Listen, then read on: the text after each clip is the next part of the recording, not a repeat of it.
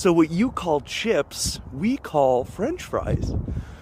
Wow, that is wild. Well, at least I'm not getting slaughtered while I'm doing mathematics!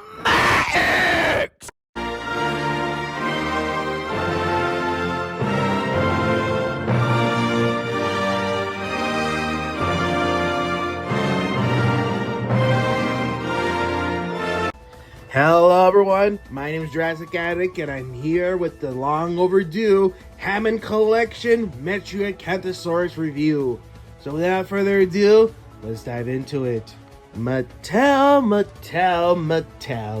you just keep surprising me when it comes to Hammond Collection, at least, because I absolutely adore the way the Metriacanthosaurus looks, and I absolutely adore the way it's painted. I love how chunky it feels and looks. I love the brown paint that they give it with a nice creamy body and a nice dark brown on top. But the only brown I kind of am iffy about is the brown nose that they gave it. I don't know, it just looks like it had a big bite of chocolate ice cream. But I want to quickly talk about the elephant in the room. Now, a lot of people were expecting the Jurassic World website Metriacanthosaurus when this was announced. Well, more so leaked. But the packaging says Park. It says Jurassic Park. Not Jurassic World, Park. And if you didn't get that in English, let me tell you in Spanish. Parque Jurásico. No mundo dice Parque Jurásico. Nothing to do with the website at all. But for some reason, people made such a big deal that it didn't look like the website. But this is supposed to be an incarnation how it would have looked like during the park era. Which, if you notice, the dinosaurs in the park era look more leathery, more natural compared to the world era, where everything looks like an overgrown crocodile. But yeah, all that little small rant aside, I have nothing but praise for the Metriacanthosaurus. I absolutely love what Mattel has done here, and I just really want to jump into the articulation.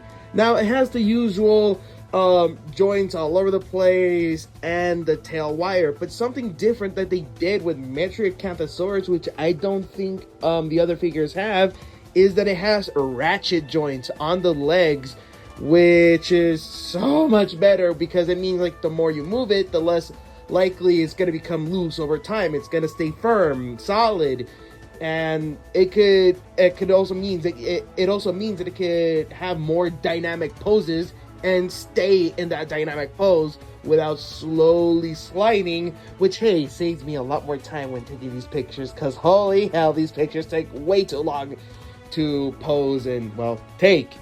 But they made it so much easier with the small ratchet joints that it has around the legs. So yes, more of that, Mattel, please. And also, as I mentioned in the beginning, I love the sculpting that they gave it.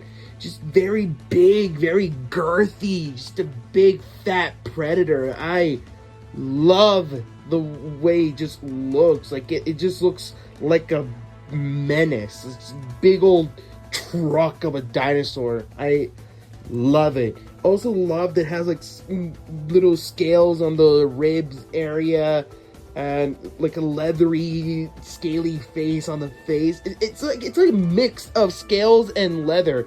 It just has like a leathery, scaly texture all over the body, and I absolutely love that. It really captures the design of the old park era dinosaurs, as I mentioned before, where they had scales, but it looked more leathery, more chunky, if that's the right word, during those days, while compared to a lot of dinosaurs in the world era, where they just look very malnourished. Seriously, give them a sandwich, for the love of God.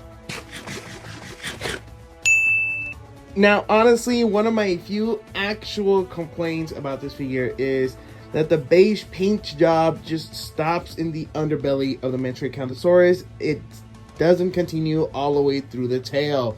It just seems like a common issue that Mattel really needs to stop. I know no one's gonna display their figures just screaming into the sky where you can see the paint job underneath, but I don't know. It's just it kind of bothers me. Okay.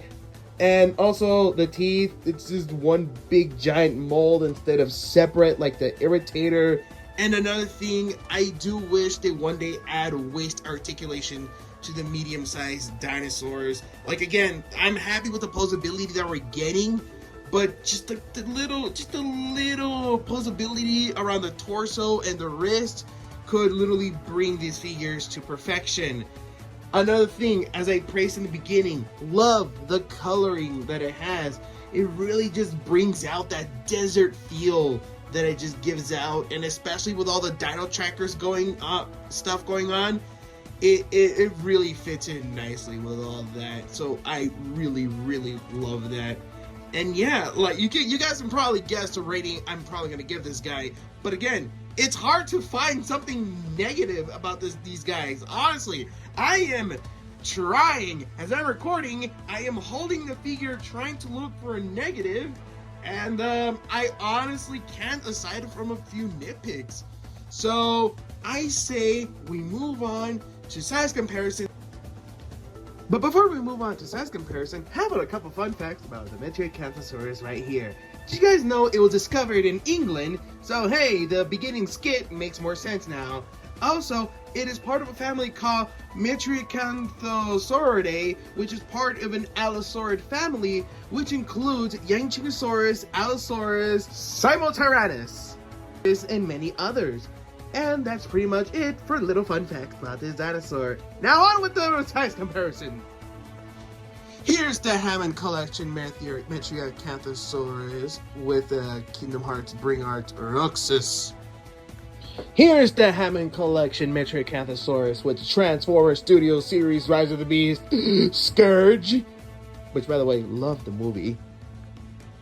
And here's Metriacanthosaurus with my copy of Pirates of the Caribbean at World's End soundtrack, which has Captain Jack Sparrow in the cover. Again, I have nothing but positivity towards this guy. Could he have been better in a few aspects? Yes. Again, wrist articulation and articulation in the middle of the body would have just shot this figure through the roof. It really would have made it better, and it would make a lot of the medium dinosaurs better. Just the waist articulation could bring their scores much more higher. I do wish it had maybe more coloring. I don't know, or maybe like a different pattern on its back. But all in all, love the way this thing looks. I am honestly having such a hard time to find something negative, because I know that people just don't want to hear, "Ooh, it's perfect. Ooh, it's perfect." Because, well, sooner than later, you're going to sound like a broken record. But yes, I honestly have nothing but negative things to say about the Metriacanthosaurus. So, in my humble opinion, I'm going to give this figure a 4 out of 5. And if you see this figure, it is 100% worth getting, please. But anyway, if you guys enjoyed, like, subscribe, all that mumbo jumbo, and I'll see you guys next time. Adios!